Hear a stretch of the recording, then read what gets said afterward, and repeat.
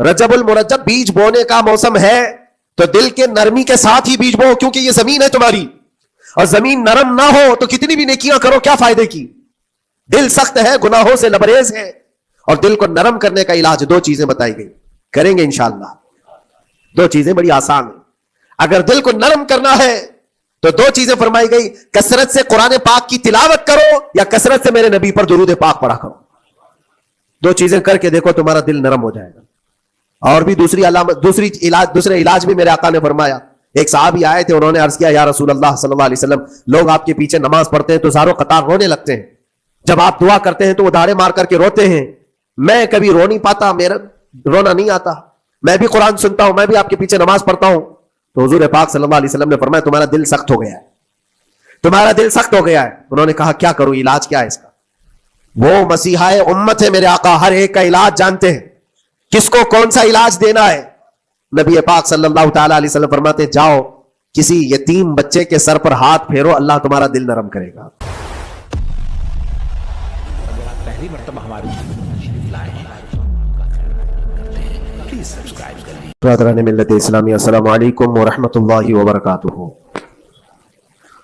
الحمدللہ وکفا وسلام علی حبیبہ المصطفى، اما بعد فاعوذ باللہ من الشیطان الرجیم، بسم اللہ الرحمن الرحیم۔ ان عدۃ الشہور عند اللہ 12 شہرا فی کتاب اللہ یوم خلق السماوات والارض منها 4 حرم الى آخر هذه الآیہ، صدق اللہ مولانا العظیم۔ بارگاہ رسالت معاب صلی اللہ علیہ وسلم میں درود پاک کا ہدیہ پیش کریں۔ اللہم صلی علی سیدنا و مولانا محمد معدن الجود والکرم وآلہ واصحابہ الکرام وابنہ الکریم وبارک وسلم صلاة دائمة سرمدا ابدا۔ اللہ عز و جل اپنے کلام مقدس میں فرماتا ہے بے شک اللہ کے نزدیک گنے ہوئے شمار کیے ہوئے جو مہینے ہیں وہ 12 ہیں، اور ان 12 مہینوں میں سے 4 حرمت والے مہینے ہیں، عزت والے مہینے ہیں، عظمت والے مہینے ہیں۔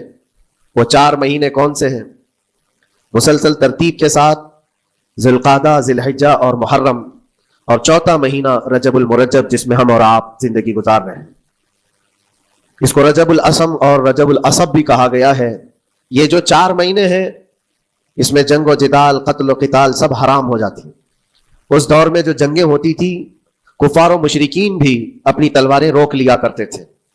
یہ 4 حرمت والے مہینوں کی سارے لوگ عزت کرتے۔ ان 4 مہینوں میں امن و امان قائم ہو جاتا، جیسے 2 قبیلوں میں جھگڑے ہیں، فساد ہے، اور ایک دوسرے سے جنگ پر ہمیشہ آمادہ رہتے ہوں، لیکن ان 4 مہینوں کے اندر امن قائم ہو جاتا تھا، راستے کھل جاتے تھے۔ اور اللہ تبارک و تعالیٰ نے قرآن پاک میں ان 4 مہینوں کی فضیلت بھی بیان فرمائی۔ اس میں رجب کے لیے ایسی فضیلت ہے، اللہ کے نبی صلی اللہ علیہ وسلم ارشاد فرماتے ہیں یہ رجب کے مہینے کی فضیلت ایسی ہے جیسے قرآن کی فضیلت دوسری کتابوں پر ہے۔ دوسری کتابوں میں جس طرح سے افضل قرآن ہے، اس طرح سے رجب المرجب تمام مہینوں میں افضل ہے۔ اور نبی کریم صلی اللہ تعالی علیہ وسلم اس میں عبادت کرنے کے لیے ترغیب دیا کرتے تھے۔ اس کو ترجیب بھی کہا جاتا ہے، اور خاص طور پر رجب کے متعلق بزرگان دین نے فرمایا یہ فصل بونے کا مہینہ ہے۔ کھیتی باڑی والے سمجھ سکتے ہیں کہ اس میں بھی 3 موسم آتے ہیں، پہلے بیج کی بوائی کا وقت آتا ہے، پھر اس کی سچائی کا وقت آتا ہے، پھر کٹائی کا وقت آتا ہے۔ تو رجب کا مہینہ یہ فصل بونے کا مہینہ ہے نیکیوں کے، اور شعبان کا مہینہ اسے پانی دینے کا ہے، اور رمضان کا مہینہ فصل کاٹنے کا مہینہ ہے۔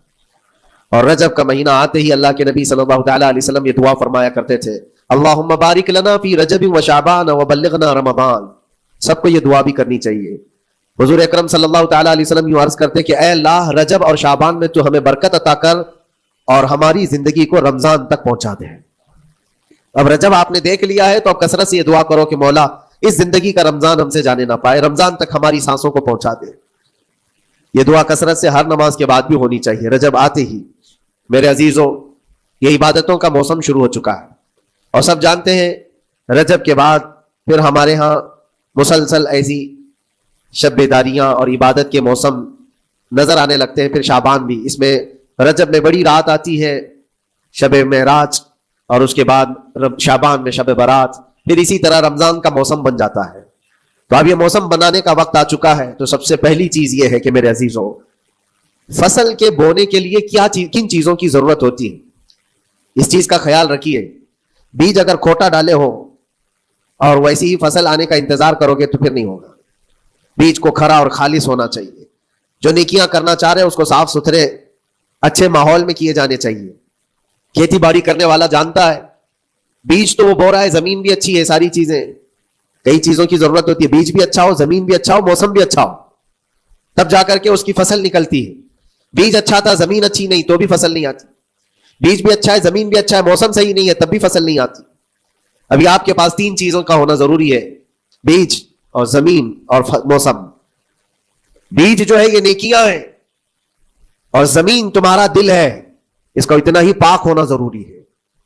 اور موسم یہ رجب کا ہے, اس میں تو کوئی شک نہیں ہے کہ عبادتوں کا موسم ہے, فصل کی اچھے لانے کا موسم ہے. لیکن سب سے پہلی چیز اب ہمیں ضرورت ہوتی ہے کہ ہم کیا بیج بو رہے ہیں. شیخ سعدی رحمۃ اللہ تعالیٰ علیہ فرمایا کرتے کہ زمین میں ادرک بو کر کے گنا آنے کی امید تو نہیں کر سکتے, جو بویا ہے وہی اسی کی فصل آئے گی. لوگ عمل خیر کرے تو اس کا نتیجہ بھی خیر آئے گا, اور برائیاں کریں اور پھر رمضان میں یہ انتظار کریں کہ میں نے جو بویا ہے اس کی فصل آئے, تو ایسا نہیں ہوتا.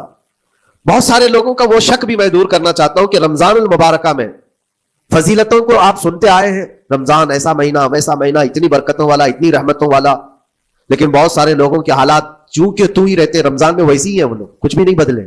تو اس میں رمضان کا قصور ہے کہ اس مہمان کا قصور ہے, اس انسان کا قصور ہے؟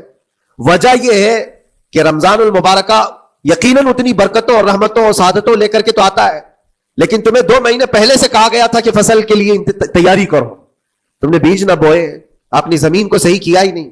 پھر رمضان میں جو بارش ہو رہی ہے اس کا فائدہ کیا ہے؟ روڈ پر 10 سال بھی بارش برسے وہاں پر کوئی فصل نہیں آئے گی, کیونکہ وہ زمین سخت ہے اور بیج بونے کے قابل بھی نہیں ہے. رمضان المبارکہ میں رحمتوں کی جھماجھم بارش تو ہوتی ہے, لیکن دل اگر سخت ہے گناہوں سے تو اس بارش کا کیا اثر ہوگا اس پر؟ اسی لیے دلوں کی نرمی یہاں سے شروع کریں, رجب المرجب سے. اس کی راتوں میں اللہ رب العزت کو پکارے, مناجات کرے, عبادتوں کے لیے کچھ دن تو خاص کر لیں. بہت دنیا میں ہم نے اپنے آپ کو ملوث کر رکھا ہے, کچھ راتیں اللہ رب العزت کی عبادت میں تو لگائے. اللہ کے نبی صلی اللہ تعالیٰ علیہ وسلم کی ایک حدیث ہے, جامع الاصول سے نقل کی ہوئی, رجب المرجب کے پہلے جمعے جو ہم لوگ ابھی گزر چکے, ابھی یعنی وہ رات تو گزر چکی, کل کی جو گزری ہوئی رات ہے رجب کی, یہ پہلی جمعہ کی شب تھی. اس کے متعلق روایت ہے کہ 12 رکعتیں جو مغرب کے بعد سے لے کر عشاء کے درمیان پڑھتا ہے, اللہ کریم اس کے تمام گناہوں کو معاف کرتا ہے, اور اس سال اس کو پورے طور پر ناگہانی آفات سے محفوظ رکھتا ہے, اور شیطان کے اس پر قابو پانے سے بھی اس کو اللہ محفوظ رکھتا ہے. تو یہ تھی تیاریاں, یہ ساری چیزیں ابھی سے تیاریاں ہونی چاہیے. رجب کے 3 دن آتے ہیں, یہ جو تاریخیں آتی ہیں اس میں روزے رکھو, اس کی بھی بڑی فضیلت ہے کہ تم تیاریاں ابھی سے شروع کر دو, کہ رمضان المبارکہ میں اچھی فصل دیکھ سکے, ہمارے جسم کے اندر بدلاؤ آ سکے, ہمارے دل کے اندر انقلاب آ سکے. اور تیاری یہاں سے نہ کر کے صرف رمضان میں ہی امید لگائے بیٹھتا ہے. تو میرے عزیزوں, کچھ تو صفائی کی ضرورت ہوتی ہے.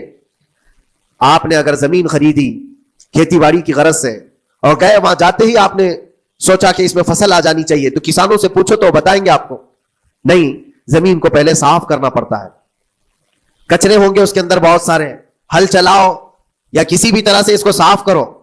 صاف کرنے کے بعد پھر یہ بھی کسان کہتا ہے کہ زمین کو تھوڑا ڈھیلا کر دو, بڑے بڑے ڈھیلے ہو تو اس کو توڑ دو اور مٹی نرم ہو جائے, اور اس کے بعد پھر کسان کہتا ہے تھوڑا پانی بھی چھڑکاؤ کرو, گیلی ہو جائے, تب جا کر کے تم اس پر بیج بو.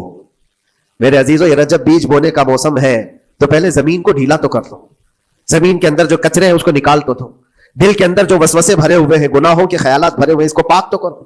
اس کو پاک کرنے کے لیے اللہ کریم کی بارگاہ میں آ کر گڑ گڑاؤ. تمہارا ایک آنسو تمہارے تمام گناہوں کو اور اللہ کی غضب کو ٹھنڈا کر دیتا ہے. ہاں, ایک آنسو کا قطرہ تمہارے لیے اللہ کریم ہے, موتی سمجھ کے شان کریمی نے چن لیے قطرے جو گرے تھے عرق انفعال کے.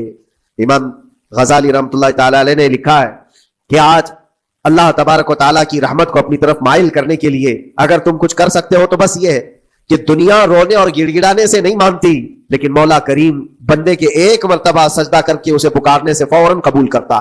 موسیٰ علیہ الصلوۃ والتسلیم اللہ تعالیٰ سے پوچھتے ہیں, مولا جب تیرے بندے تجھے پکارتے ہیں تو اس میں نیک لوگ بھی ہوتے ہیں اور گنہگار بھی ہوتے ہیں, تو کیا تو سب کی پکار کا جواب دیتا ہے؟ توجہ, اللہ رب العزت فرماتا ہے, اے موسیٰ میرے پکارنے والے بندوں میں نیکوکار بھی ہیں, گنہگار بھی ہیں.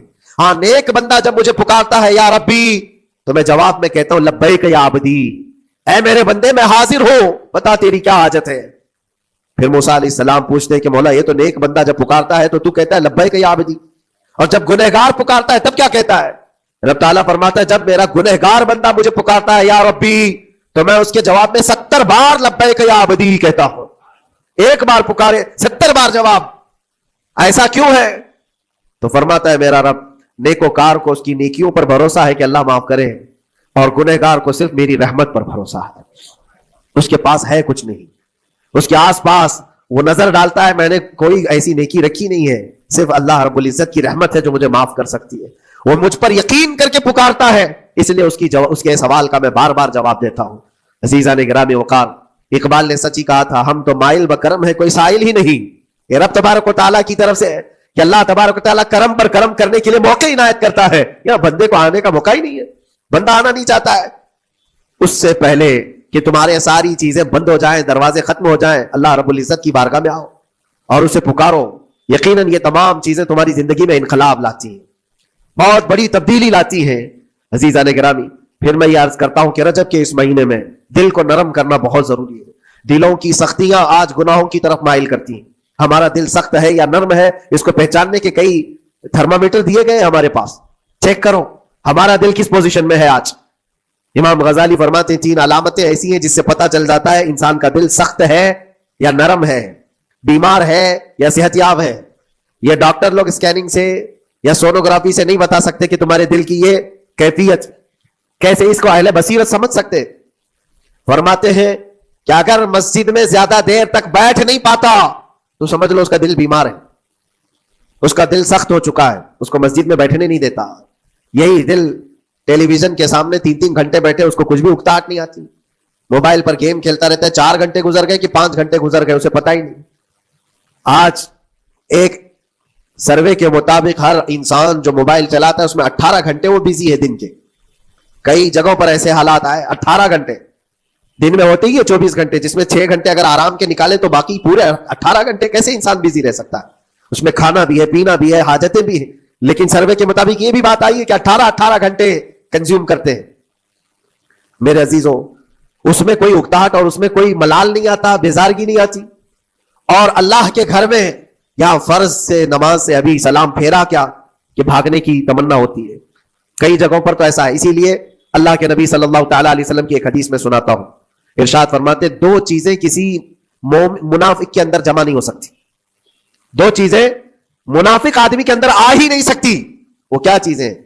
حضور پاک صلی اللہ تعالی علیہ وسلم فرماتے اچھے اخلاق منافق کے اندر نہیں آتے، اور اللہ کی اور اس کے رسول کی ہر بات پر یقین یہ منافق کے اندر نہیں آ سکتے. اور منافق کی یہ علامتیں بتاتے بتاتے میرے نبی نے فرمایا دیکھنا کہ مسجد میں منافق سب سے اخیر میں آئے گا اور سب سے جلدی بھاگے گا. اس کا دل نہیں لگتا، دل سخت ہو چکا ہے. اور بازار میں سب سے پہلے جائے گا اور سب سے لاسٹ میں نکلے گا.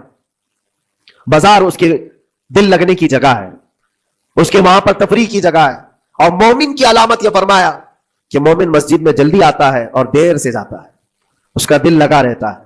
اور مومن بازار میں لوگوں کے شروعات میں نہیں، اپنی ضرورت کے مطابق گیا اور نکل آیا. اور فرماتے ہیں میرے آقا صلی اللہ علیہ وسلم روئے زمین پر سب سے اچھی جگہوں میں سے کوئی جگہ ہے تو اللہ کا گھر ہے، مسجد ہے. اور سب سے بری جگہوں کے متعلق فرمایا بازار ہے.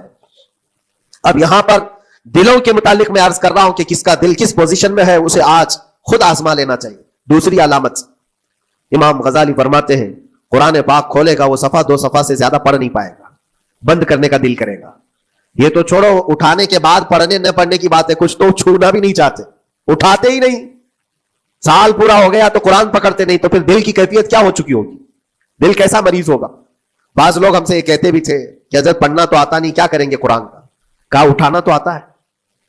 میں نے ان سے پوچھا قرآن اٹھانا تو آتا ہے، جب قسم کھانے کی بات ہوتی ہے تو کیسے قرآن اٹھا لیتے ہو، سر پہ رکھ لیتے ہو؟ اسی طرح سے قرآن کو ہی اٹھا کر کے سینے سے لگا کر اللہ کی بارگاہ میں دعا کرو کہ مولا میرے دل کے دروازے کھول دے.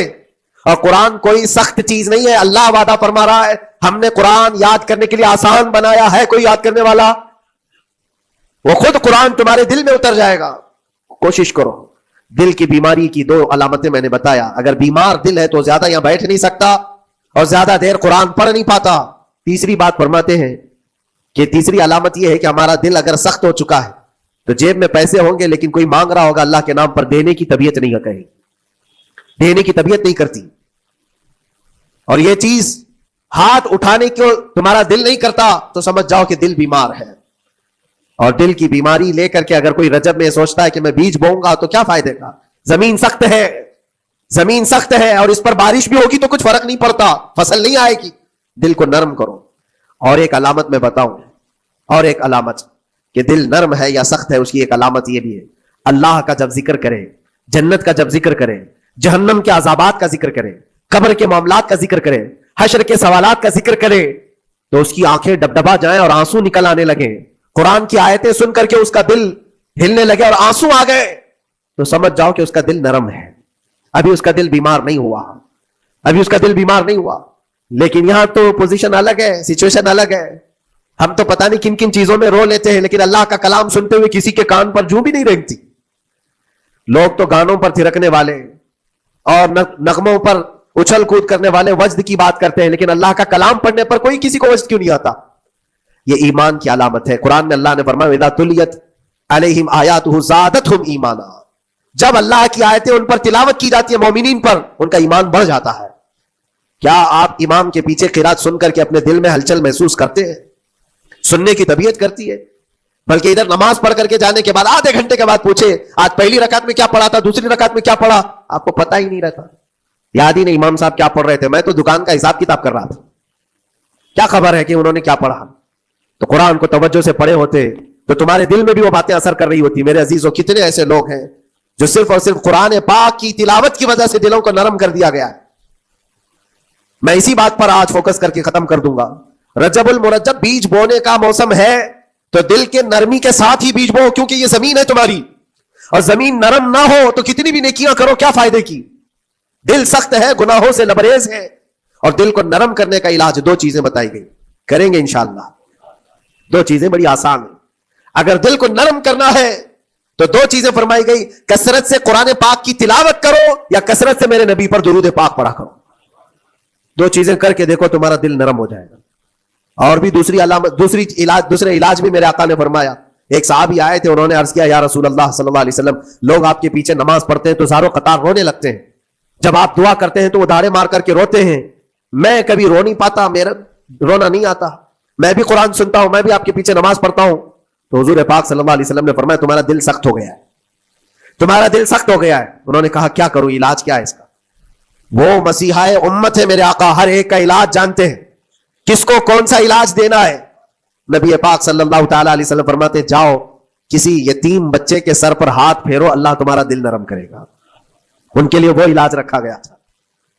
جس کو جیسا علاج بتایا میرے آقا صلی اللہ علیہ وسلم نے، کسی یتیم کے سر پر ہاتھ پھیرو، دل نرم ہوگا. لیکن دل کے نرم ہونے کے علاج اللہ کے نبی صلی اللہ علیہ وسلم کے شفا خانے میں ہے. ہاتھ سے آپ کثرت سے درود پاک پڑھو، پھر دیکھو آپ کے دل کے اندر انقلاب آتا ہے یا نہیں آتا. آپ کے چہرے کا نور بڑھ جائے گا، زبان کا اثر بڑھ جائے گا، عمل خیر کی طرف رغبت بڑھ جائے گی. کثرت سے جب بندہ حضور پاک صلی اللہ علیہ وسلم پر درود پڑھتا ہے، اس کی زبان سے جھوٹ نکل جاتا ہے، گالی اس کی زبان پر نہیں آ پاتی ہے، کیونکہ وہ پاک کرتا چلا جاتا ہے اپنی زبان کو اللہ کے نبی کا نام لے کر کے. میرے عزیزوں، اس میں دقت کیا ہے درود پاک کثرت سے پڑھنے میں؟ آپ جہاں چل رہے ہو، پھر رہے ہو، اٹھ رہے ہو، بیٹھ رہے ہو، انتظار میں ہو، سونے کے لیے جا رہے ہو، زبان ہی تو ہلانا ہے میرے نبی پاک صلی اللہ علیہ وسلم کی بارگاہ میں درود پڑھ کرتے.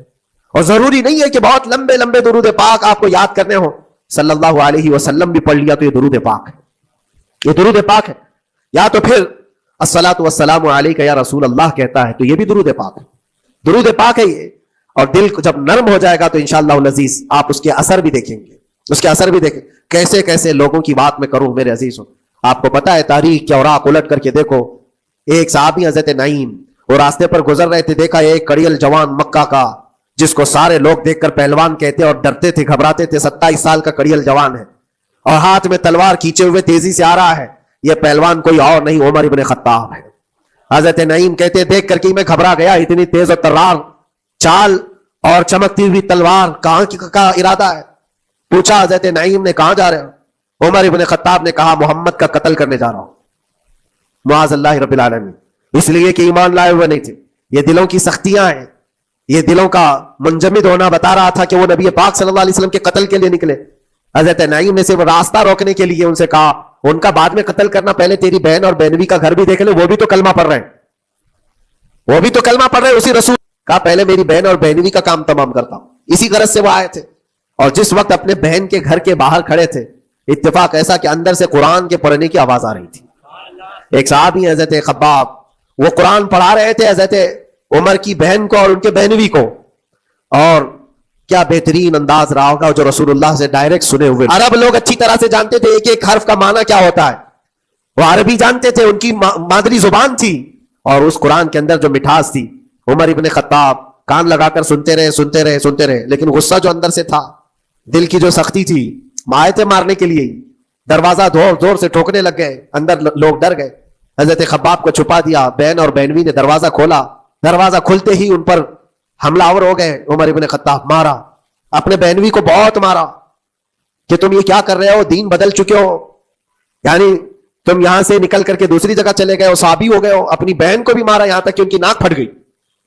جب لہو لہان ہو گئے تو عمر ابن خطاب نے دیکھا کہ میں اپنی بہن اور اپنی بھائی کو مار رہا ہوں. پھر تھوڑی دیر کے لیے دل میں رحم آیا. اور دل میں رحم آیا کس چیز کا، کس چیز کی وجہ سے نرم ہوا دل میرے عزیزوں؟ بھائی اپنے بہنوی کی اور اپنی بہن کی پٹائی کو دیکھ کر کے نہیں، ان کو دیکھا تھوڑی دیر کے بعد اور کہا چلو چھوڑو جانے دو، جو ہوا سو ہوا. لیکن جو تم لوگ پڑھ رہے تھے میرے آنے کے وقت، مجھے دوبارہ پھر سے سنا دو. وہ کیا کلام تھا، وہ کون سا کلام تھا؟ اتنا سننا تھا کہ بہن نے محسوس کر لیا کہ دل کی نرمی کا دروازہ کھل چکا ہے. یہ قرآن ہے جس نے دلوں کے دروازے کھولے ہیں، مکہ والوں کے قرآن ہے. دل کی نرمی کی طرف دروازہ کھل چکا ہے. تو عمر ابن خطاب سے کہا کہ تم غسل کر لو، تم پاک ہو جاؤ، ہم قرآن تمہیں سناتے ہیں. اور انہیں پاک کیا گیا. تو حضرت خباب جلدی سے باہر آئے، کہا میں سناتا ہوں. حضرت عمر کو جب یہ آیتیں سنائی گئی، جھوم کر کے سننے لگے. قرآن کی وہ آیتیں 16 یا 17 آیتیں ہی سن پائے تھے کہ ان کے جسم کے اندر راش آتاری ہوا، کپ کپی آئی.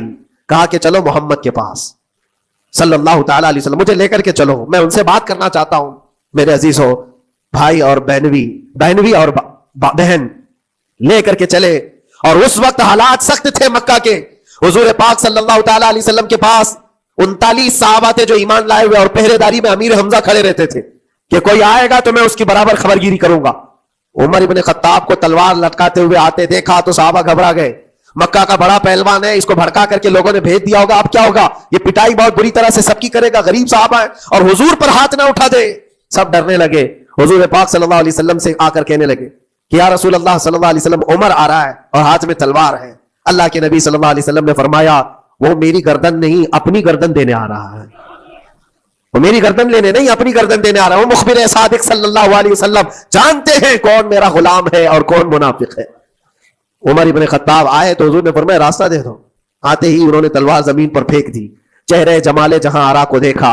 حضور پاک صلی اللہ تعالی علیہ وسلم سے پوچھا، پھر وہ آیتیں سنائے. اب سوچو میرے عزیزوں، صحابی سے سننا، یہاں تو ہم قاری قرآن سے سنتے ہیں قرآن کی آیتیں 1400 سال کے بعد. آج بھی قرآن کا وہ اثر لگتا ہے دل کے اوپر.